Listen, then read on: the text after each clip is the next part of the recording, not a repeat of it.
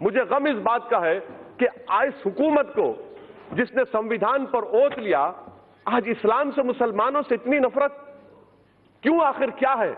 हम इंसान हैं, इस मुल्क के बाइज्जत शहरी हैं। आखिर इस नफरत का, इस डिस्क्रिमिनेशन की वजह क्या है आप में? आप मत लीजिए किसी को। मैडम, मैं ये क्यों कह रहा हूं बता रहा हूं। मैं जानना चाहूंगा होम मिनिस्टर साहब से कि इस बिल को एनआरसी के नजर से देखने की जरूरत है। जो आसाम में एनआरसी हुआ मैडम, वहां पर 19 लाख लोगों के नाम नहीं आए, जिसमें से खुद वहां के मंत्री कहते हैं कि 5,40,000 बंगाली हिंदू हैं। मैं होम मिनिस्टर जानना चाह रहा हूं कि सेक्शन 5 के तहत, ये जो सेक्शन है ना मैडम, सेक्शन 6A के तहत जितने बंगाली हिंदू हैं उन पर जो मुकदमा चलेगा वो अबेट हो जाएगा। और किस पर मुकदमा चलेगा? फॉरेन सिविलियन से, मुसलमानों पर। बताइए होम मिनिस्टर साहब, ये डिस्क्रिमिनेशन नहीं है?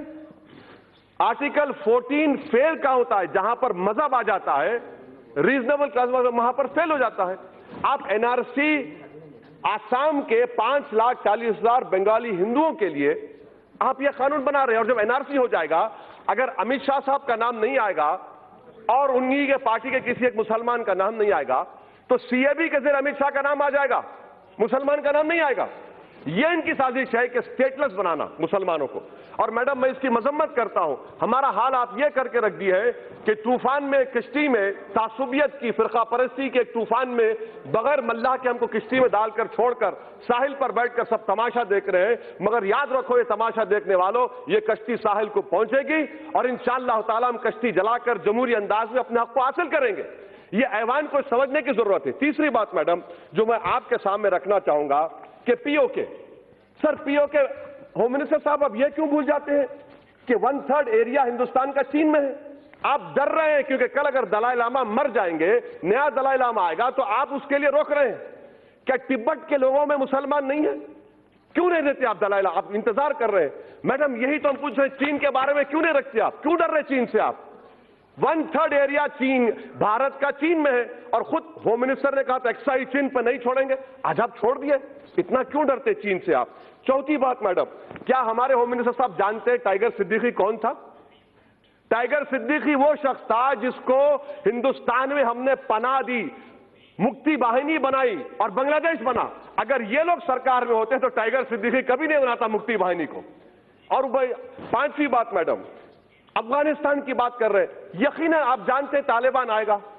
जब तालिबान आएगा तो आपको जरूरत है हजारा की, ताजिक की, आपको जरूरत है भारत में, ताकि हम स्ट्रेटेजिक कंट्रोल कर सके। मगर आपके कानून की वजह से आप उन तमाम ताजिक को, उज्बेक को, तालिबान जब हुकूमत करेगा अफगानिस्तान में, आपका तो काट चला गया। ये आपकी सोच है, ये आपका विजन है। मुझे उम्मीद नहीं थी कि इतना बड़ा ब्लंडर स्ट्रेटेजिक सिक्योरिटी के एंगल से आप लोग करेंगे।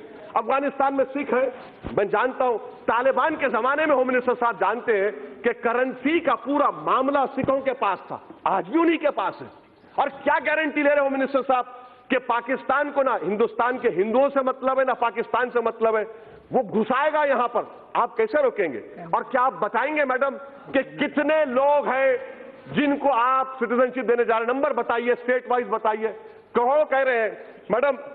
और एक बात, ये कानून जो बनाया जा रहा है इसलिए बनाया जा रहा है कि दोबारा पार्टीशन हो। ये कानून तो हिटलर के उस कानून से ही बदतर है, उस कानून से ही बदतर है। कहां लाकर छोड़ दिए भारत को आप? अगर आपने संविधान पर रोक किया था, हम मुसलमानों का गुनाह क्या है कि मुसलमान है? मुझे पाकिस्तान से मत लीजिए, अफगानिस्तान से मत लीजिए, मगर इस्लाम के ताल्लुक से, मुसलमानों के ताल्लुक से इस ऐवान को सोचना पड़ेगा। आप जो मैसेज दे रहे हैं, आपकी वजह से पॉलिटिकल मार्जिनाइजेशन हो गया मुसलमानों का। आप तो उनको दबा रहे हैं, उनके सीने पर पैर रखकर आप कह रहे हैं कि अब तो इस मुल्क का बाइज्जत शहरी नहीं बल्कि तो स्टेटलेस बनाया जाएगा। इसीलिए मैं कह रहा हूं मैडम कि ये एक पार्टीशन होने जा रहा है। मैडम, मैं आपको कहना चाह रहा हूं, अंग्रेजी में कहावत है कि those who do not learn from history are condemned to be repeated। Sri Lanka के 10 लाख तमिलियंस मद्रास में, तमिलनाडु में है, हिंदू नहीं है क्या?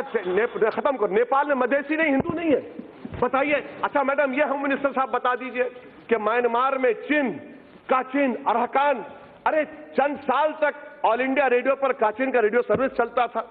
ये चिन लोग क्रिश्चियन है, म्यांमार के आप इंतजार कर रहे हैं, क्या इंतजार कर रहे हैं? कौन सा स्ट्रेटेजी आपकी? हर एतबार से फेलियर साबित होगा मैडम। इसीलिए मैं इस बिल की मुखालिफत करता हूं। यह हिंदुस्तान के संविधान के खिलाफ है और यह उन लोगों की तौहीन है जिन्होंने इस मुल्क को आजाद करवाया था। सन 57 की जंग आजादी हो या 1910 में महात्मा गांधी कैसे महात्मा बने मालूम मैडम? उन्होंने साउथ अफ्रीका के नेशनल रजिस्टर कार्ड को फाड़ दिया था, जला दिया था। इसीलिए जब महात्मा ने फाड़ा, मैं इस बिल को फाड़ता हूं। यह हिंदुस्तान को तोड़ने की कोशिश कर रहा है।